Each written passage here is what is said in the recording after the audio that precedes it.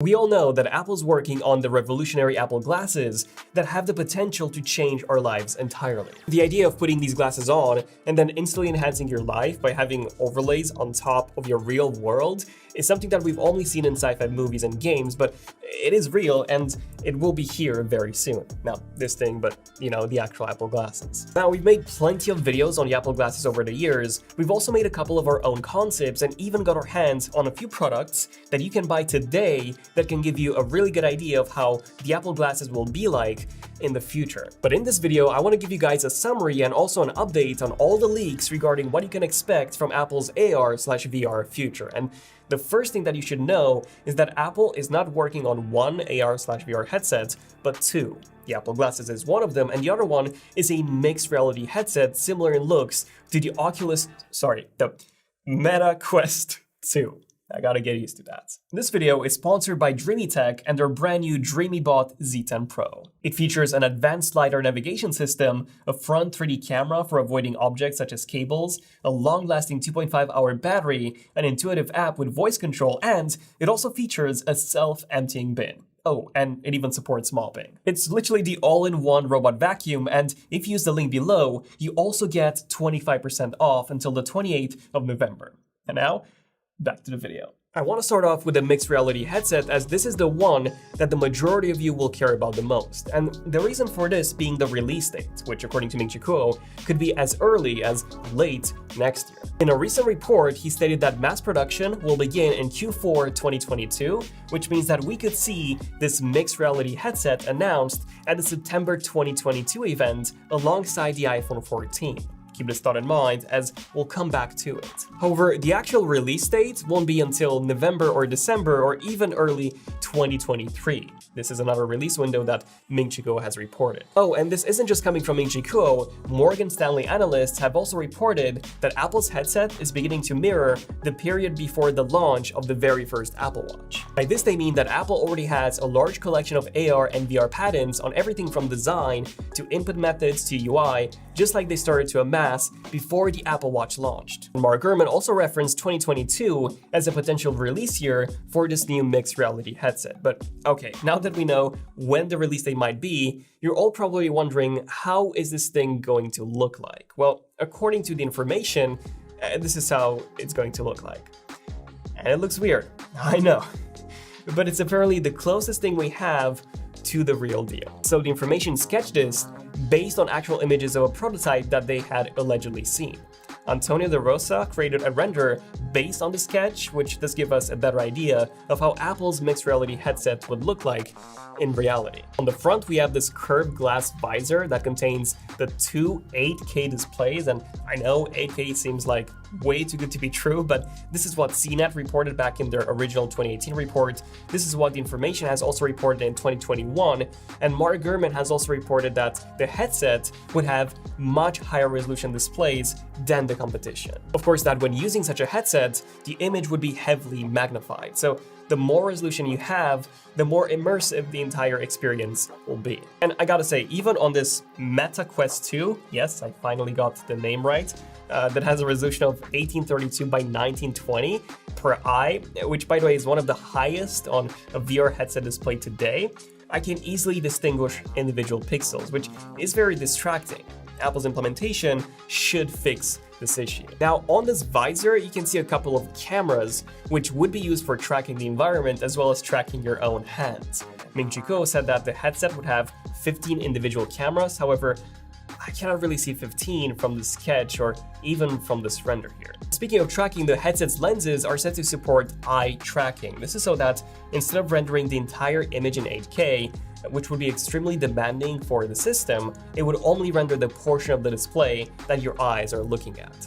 Pretty clever. We do have something similar on this Quest 2 already. However, this will always render the middle of the image the sharpest rather than the part of the image that you're looking at. Ming-Chi Kuo reported that iris scanning is also coming as well in order to enable support for Apple Pay. And I do believe that this could also give us multi-user support, which would be really cool, especially on a device like this that you would likely pass around for others to experience it too. The visor then has this soft fabric mesh that's supposed to make it more comfortable, which both Information and Ming-Chi Kuo have reported on. And the headset is held in place by the silicone band, which does actually look extremely similar to the Apple Watch bands. But I think the most surprising thing about a headset itself would be its weight. So this Quest 2 right here is 503 grams heavy. This might seem like a lot, but this is actually one of the lightest VR headsets out there. However, according to Kuo, some prototypes that Apple has are just 200 to 300 grams, with Apple even looking to reduce the weight further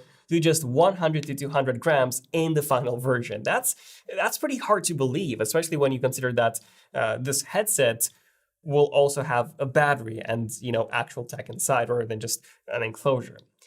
But okay, what about features?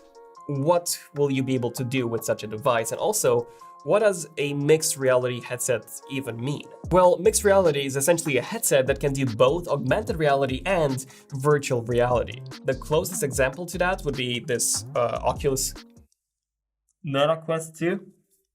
Meta Quest 2, yes, which has a couple of cameras for tracking, as you can tell, but the thing is, if you enable a pass-through, you can basically see the world around you and overlay certain AR elements on top of it, which is really cool. So in terms of what you'll be able to do with Apple's headset, the possibilities are basically endless.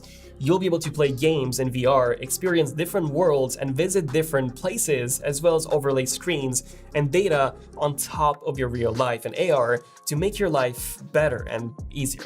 Kuo says that his headset would integrate heavily with Apple's services, specifically Apple TV Plus and Apple Arcade, with spatial audio also being supported by both the built-in speakers as well as any AirPods that you connect to it. Interaction with a headset would mostly be done via AR gestures, with full hand tracking being supported for things such as inputting text using a floating keyboard in the air. This is something that Mark Gurman and The Information have also reported on, and Apple even has their own patent that shows this. So by the looks of it, this headset won't require any controller, as all the interaction would be done by just using your hands. And the main use cases that Apple sees with this headset are gaming, streaming video, as well as video conferencing. Not too sure how they would implement video conferencing, as the cameras would not be able to see our face, so it would be interesting to see how Apple approaches this. But anyway, all of this sounds way too good to be true, right? So what's the catch? Well, according to a September report from The Information, Apple's mixed reality headsets would require a constant connection to your iPhone, unlike something like the Meta Quest 2, which works on its own. We've heard about this many times before, but we just haven't had any recent reports that solidify this. Until now. The reason why you'll need your iPhone nearby is because it will act as a central hub for running all of those games and then sending the data through video streams to the headset. And the reason why Apple decided to do it this way is because, according to Ming-Chi Kuo, Apple is really focused on having a design that looks good and is also comfortable for extended periods of time. And if the headset were to do all the processing by itself, it would also need a bigger battery, which would add more weight and hence affect the comfortability. Now, at the beginning of the video, I briefly showed you the DreamyBot Z10 Pro, and now I want to go a bit more in depth and show you why this is honestly the most advanced robot vacuum that I've ever used, and that's coming from someone who's used the top models from the most well-known brands. First, it has a self-emptying bin that can hold up to 65 days of dust. Second, it features an advanced 3D camera system with lasers on the front, which allows the Z10 Pro to automatically avoid cables, shoes, and other objects on the floor. It managed to clean our almost 2,000 square foot office by not even getting stuck once. And trust me when I say that, we have a lot of cables here. Third, it features a mop so that the front of the robot vacuums while the back mops your floors. And four, the app is honestly amazing. It automatically maps your house in real time so that you can easily add no-go lines as soon as it goes where it shouldn't. You can also add no mopping zones, name the rooms, and so much more. Check it out by using the link below and also get a 25% discount until the 28th of November. And now, Back to the video. Now, this doesn't mean that a headset would just be a screen, of course. According to the information, it would also have its own SoC, but quite a low-end one, so similar to an Apple Watch chip, as well as some dedicated chips for video streaming, video decoding, and video encoding. The SoC is said to be custom-made by TSMC, and there will be some support for some sort of basic functionality when the iPhone is not connected to the headset, but this functionality is said to be very limited as the headset would lack any sort of neural engine, which Apple's 3D tracking would apparently heavily rely on. So my guess is that without the iPhone nearby, it might be able to put you in a 3D environment, but you won't be able to just move around, but rather only view it. So similar to the Google Cardboard and many of the other VR headsets that we have right here, where you used to just slide a smartphone in, and of course the mobility was quite limited. I think it's probably going to be great for when you're traveling or when you just want to take a quick nap in a different environment, but for the most part, you'll want to use this with your iPhone connected. According to Ming-Chi Kuo, both the iPhone 14 and this new mixed reality headset would support Wi-Fi 6E, which is what they would both use to send the data between them. This means that in order to use this mixed reality headset, you would also need to buy an iPhone 14. But if you think that this is bad news, wait until you hear about the price. DigiTimes reports that it would cost more than $2,000, to which Mark Gurman said that it would indeed be pricey and it would indeed launch as early as 2022. And not only that, but Bloomberg reported back in February that Apple would only ship around 250,000 units during the first year, which would translate to only one headset being available per store per day during the first year. So similar to the Mac Pro in this regard. So even though this mixed reality headset would be super cool as you'll be able to play immersive games on it and even use it to enhance your work, it will be crazy expensive at first and very difficult to find. Something interesting that caught my eye though was how when Ming-Chi Kuo reported the Wi-Fi 6E availability, he also said that it will be present on head-mounted displays in 2022, 2023, and 2024. Now, it's unclear if he was referring to the general market or to Apple. But if he was referring to only Apple, it means that they already have plans on releasing yearly updated versions of this mixed reality headset, which would eventually improve its availability and also lower the price. Okay, now let's talk about the Apple glasses. So unlike the mixed reality headset, which will be both an AR and VR device, the Apple glasses will only be AR. These are the ones that you'll be able to wear on the streets, as they are said to look like, you know, an actual pair of glasses, unlike these things, which look a bit weird. Video about these right here, by the way. Now, the actual design is said to look like the Ray-Ban's Wayfarers, or the glasses that Tim Cook is wearing, according to Jon Prosser. So they will indeed look like generic glasses, just maybe with a slightly thicker frame. But even then, because of how small this frame is going to be and how little room Apple is going to have for things such as batteries and chips, they would be more limited in terms of their capabilities. They won't have 8K displays, but instead, they would use these very tiny Sony Micro OLED displays. Not to be confused with micro LED displays, that's a totally different technology. Displays are incredibly tiny, 0.5 inches in size, with a resolution of 1280 by 960, but even that is actually more than enough. As opposed to the mixed reality headset, which has two full-screen displays, the Apple glasses would only have this tiny screen which would sit on top of the lenses, so kind of similar to how Google's Glass worked. But unlike Google's Glass, they will support AR, as they are said to have cameras for tracking